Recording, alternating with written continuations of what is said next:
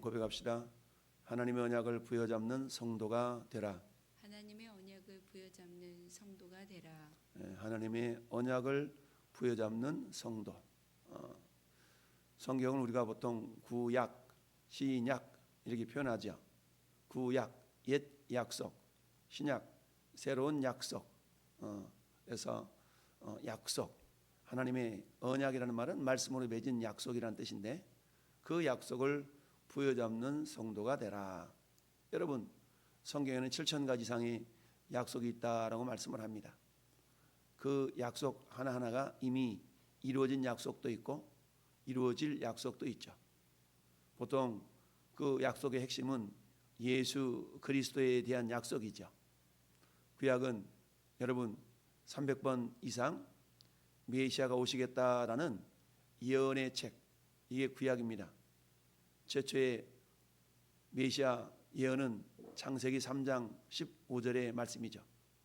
여인의 후손으로 메시아가 오시겠다라는 그런 예언의 말씀인데, 그래서 창세기 3장 15절을 우리는 보통 원시 복음이다라고 말씀합니다.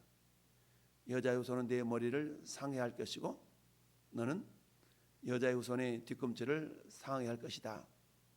이렇게 사단에 대한 예언과 예수 그리스도께서 오셔서 하실 일을 예언하신 말씀, 이게 곧 언약, 약속이죠. 하나님은 시대마다 사람을 들어서 약속을 맺어 오셨죠. 그래서 최초로 지으신 아담과 맺으셨던 언약, 아담 언약이라고 표현합니다. 그리고 노아 언약, 아브라함 언약, 다윗 언약, 이처럼 다양한 언약들이 있죠. 오늘 이 시대를 살아가는 저와 여러분들과는 어떤 언약을 맺었습니까? 영접하는 자 곧 그 이름을 믿는 자들에게는 하나님의 자녀가 되는 권세가 주어진다, 이런 약속이죠. 이처럼 하나님은 최초의 아담과 맺으셨던 언약을 통하여 장차 예수 그리스도께서 이 땅에 오셔서 인류의 모든 죄를 다 담당하시고 우리를 하나님의 자녀로 구원하시는 그 구원 계획이 성경 전체의 약속이다, 핵심이다라고 말할 수가 있습니다. 여러분, 오늘 21절 말씀을 보면 유다 온 백성이 아사랴를 그의 아버지 아마샤를 대신하여 왕으로 삼았다. 그때 나이가 16세였다. 여러분, 여기서 아사랴라는 사람은 다른 말로 하면 우시야 왕입니다. 우시야 왕. 우리는 아사랴보다 우시야 왕으로 더 잘 알려져 있죠. 그래서 우시야 왕이 16살에 왕으로 되었다. 근데 여러분, 아마샤가 어떻게 죽었어요? 그 앞에 보니까 19절에 예루살렘에서 무리가 그를 반역한 고로 그가 라기스로 도망하였더니 반역한 무리가 사람을 라기스로 따라보내 그를 거기서 죽이게 했다라고 말씀합니다. 여러분, 아버지 요아스 왕도, 아마사의 아버지 요아스 왕도 어떻게 죽임을 당했어요? 신하들에 의해서 모반을 당하여 결국 죽임을 당했죠. 근데 모반을 당해서 죽임을 당한 이후에 아마샤를 왕으로 세웠는데 둘 다 요아스나 아마샤나 유다 지파죠. 남쪽 왕국의 특징은 뭡니까? 남유다 왕국의 특징은 유다 지파를 통해서 왕이 계속적으로 세워졌다는 얘기죠. 물론 그 가운데 이세벨의 딸이었던 아달랴, 이 사람이 남쪽의 며느리로 들어와서 결국 여왕 노릇을 7년 동안 하게 되는 7대 왕의 7년 동안 왕 노릇한 그 내용을 제외하고는 모든 왕들이 전부 다 유다 지파의 자손을 통해 오게 되었습니다. 그런데 북쪽 이스라엘은 모반을 일으킬 때마다 모반을 일으킨 사람이 왕이 되는, 그래서 왕조가 바뀌게 됩니다. 여러분, 보통 우리 고려 왕조, 이조 왕조 그렇잖아요. 그러니까 고려 500년, 이조 600년 이렇게 얘기할 때 그것은 뭡니까? 이조 왕조가 600년 동안 진행되는 동안에 왕들이 어때요? 태정, 태세, 문단세 우리가 막 외웠던 기억도 나는데 그 왕들은 모두가 다 이씨 가문에서 태어난 왕족이 왕으로 등극을 하게 되죠. 아무리 모반을 일으켰어도 결국 이씨 왕이 이씨를 가진 자를 왕으로 세웠던 것이 2조 500년의 우리 한국의 역사였죠. 그와 마찬가지로 이스라엘 나라도 북이스라엘과 남유다가 분단되어서 나라를 유지시켜 나가는데 하나님은 이스라엘의 정통성을 남유다에 두셨던 거죠. 그래서 비록 모반을 통해서 왕이 죽음을 당한다 할지라도 유다 지파 가운데서 결국 왕들이 세워지는 그런 모습들을 보게 됩니다. 아마샤나 요아스나 죽임을 당하게 된 근본 원인은 뭐라고 그랬습니까? 우상 숭배요, 교만함 때문에 그랬다라고 그랬죠. 그래서 하나님께서 교만함 때문에 신하들을 통해서 죽임을 당하도록 심판을 하셨지만 그 모반을 통하여서 신하들이 왕위를 찬탈하는 것이 아니라 유다 지파 가운데서 왕위에 오를 수 있는 그런 사람들을 왕으로 세웠던 걸 봅니다. 오늘 본문도 역시 마찬가지죠. 유다 왕 아마샤가 죽임을 당한 이후에 그의 아들 아샤라 즉 우시아가 왕이 되어서 왕위를 이렇게 다스리게 되었던 것을 보게 됩니다. 자, 이걸 통해 우리가 알 수 있는 것이 있습니다. 북쪽 이스라엘과 남유다의 차이는 뭐냐? 그것은 한마디로 말하면 남유다의 사람들은 오늘 말씀의 제목처럼 하나님의 언약을 귀하게 여기는 그런 사람들이었다라는 얘기입니다. 비록 모반을 일으키기도 하고 때로는 반역하기도 하고 이런 모습이 있었지만 결국은 어때요? 하나님의 언약, 하나님의 약속을 통하여서 우리나라를 다스릴, 이 나라를 다스릴 왕이 세워져야 된다라는 그런 약속을 믿는 그런 믿음이 있었던 것이죠. 그래서 여러분 열왕기상 11장에 36절에 그의 아들에게는 내가 한 지파를 주어서 내가 거기서 내 이름을 두고자 하여 택한 성읍 예루살렘에서 내 종 다윗이 항상 네 앞에 등불을 가지고 있게 하리라 라고 말씀하고 있습니다. 결국 하나님은 다윗과 맺으셨던 언약이 있죠. 그 다윗 언약은 뭡니까? 내가 내 자손을 통하여서 왕위가 끊어지지 않게 하겠다라는 그런 언약이었죠. 하나님이 맺으셨던 그 언약을 백성들은 아무리 모반을 일으킨다 할지라도 그 언약을 기억하고 있었던 거죠. 그러다 보니까 요아스 왕이나 아마샤 왕도 신하들에 의해서 모반을 당해 죽임을 당했지만 결국 그의 자손들을 왕으로 세우는 언약을 이행하는 그런 모습들을 우리가 볼 수가 있었던 것입니다. 결국 순수 이스라엘 혈통과 신앙을 유지할 수 있었던 것은 결국 뭡니까?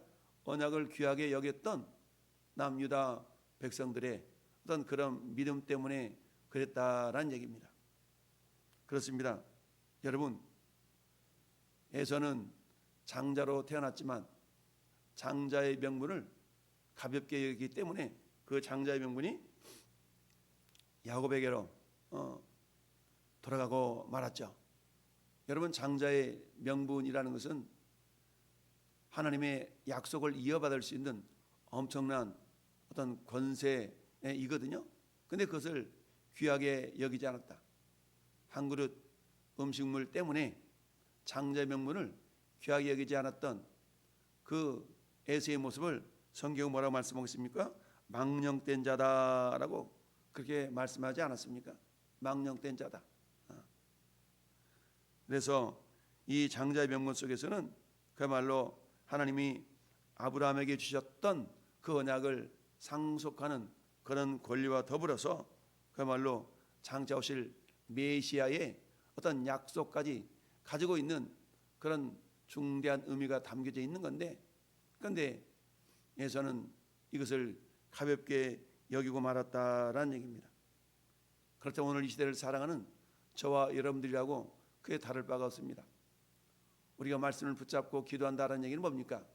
말씀 속에 담겨져 있는 그 약속을 부여잡고 기도하는 것이죠. 말씀을 붙잡고 기도하고 선포하는 이것을 우리는 보통 선포기도라고 말하기도 하죠. 이를테면 시편 23편, 우리가 그동안 신앙으로 고백했던 이 다윗의 시편을 우리는 이렇게 고백하며 선포할 수 있습니다. 23편 1절에 여호와는 나의 목자시니 내게 부족함이 없으리로다. 이 말씀, 이 약속이잖아요. 여러분, 하나님은 약속 이면에는 반드시 하나님의 명령이 담겨져 있습니다. 그러면 시편 23편 1절을 우리가 언약과 명령의 관점으로 바라본다면 뭐가 됩니까? 여호와는 나의 목자시니 내게 부족함이 없으리로다. 약속은 내게 부족함이 없다라는 것이고요. 그 명령은 뭡니까? 여호와가 목자가 되어야 된다라는 얘기죠. 따라서 우리는 시편 23편 1절을 이렇게 고백하며 선포하며 기도할 수 있습니다. 하나님, 우리 여호와께서 나의 목자가 되셔서 내게 부족함이 없게 하시니 감사합니다. 이렇게 우리가 기도하며 선포할 수 있는 겁니다. 그때에 부족함이 없겠다라는 것은 어느 부분에 부족함이 없겠다라고 구체적으로 말씀하지 않았지만 하나님이 목자가 되신다면 우리 모든 삶의 영역 가운데 부족함이 없겠다라는 그런 믿음의 확신을 가지고 믿음을 실어서 고백하며 선포할 수가 있는 겁니다. 건강이 부족한 자에게는 하나님, 우리 여호와께서 나의 목자가 되셔서 내 건강에 부족함이 없게 하시니 감사합니다. 이렇게 선포하며 기도할 것이요. 재정적인 어려움 속에 있는 성도는 여호와는 나의 목자시니 재정에 부족함이 없게 하시니 감사합니다 라고 우리가 믿음으로 선포하며 고백하는 그런 믿음의 기도를 우리는 선포기도, 약속을 부여잡는 기도라고 말할 수가 있습니다. 예레미야 33장 2절 3절에는 그렇게 말씀하고 있죠. 이를 행하는 여호와, 그것을 지어 성취하는 여호와가 이같이 이르시도다. 너는 내게 부르짖으라. 명령 아니겠어요? 그 명령에 따른 약속이 뭡니까? 내가 내게 응답하겠고 내가 알지 못하는 그 권면한 일을 내게 보이리라. 하나님, 부르짖어 기도하라 하시니 감사합니다. 내게 응답하여 주시겠다 하시니 감사합니다.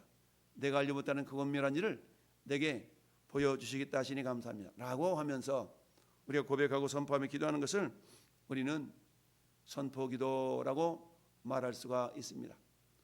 북이스라엘과는 달리 남유다 백성들이처럼 언약을 귀하게 여겼기 때문에 그들을 통하여서 결국 예수 그리스도가 이 땅에 오실 수가 있었던 것입니다. 그렇습니다. 오늘도 하나님은 저와 여러분들이 성경 읽는 가운데서 수많은 약속들이 있지만 그 약속들을 그저 흘려보내는 자들이 아니라 그 약속을 부여잡고 하나님, 오늘도 이 약속이 내 삶을 통하여서 그대로 이루어지기를 원합니다 라고 언약의 하나님, 약속의 하나님, 여러분, 하나님은 약속을 어떻게 행하시는 분이십니까? 하나님은 사람이 아니시니 시건치 아니하시고 말을 먹지 않는다는 얘기죠. 사람은 어때요? 우리 말해놓고도 행할 능력이 없어서도 약속을 지키지 못하는 경우가 많죠. 너 왜 약속 안 지켰어? 아, 까먹었다, 잊어먹었다 그러기도 하고, 능력이 없어서 약속을 지키지 못하기도 하고 그렇지 않습니까? 그렇지만 하나님은 인자가 아니시니 말씀하신 말을 여러분 후회하지도 않고 이행할 능력도 없는 것이 아니라 엘샤다이 하나님, 전능하신 하나님 아니겠습니까? 전능하신 하나님은 오늘 또 우리의 약속을 부여잡고 기도하는 그 기도를 외면하지 않으신 줄 믿습니다. 여러분, 창세기 15장에 하나님이 아브라함과 맺으셨던 그 언약을 하나님은 기억하고 계시다가 이스라엘 백성들이 애굽 땅에서 400여 년 동안 종살이하는 가운데 계속적으로 부르짖을 때 하나님 뭐라고 말씀하십니까? 출애굽기 2장에 언약을 기억하사, 아브라함과 이삭과 야곱에게 맺은 언약을 기억하사라고 그랬습니다. 하나님은 언약을 부여잡고 기도하는 그 백성의 기도를 반드시 응답해 주십니다.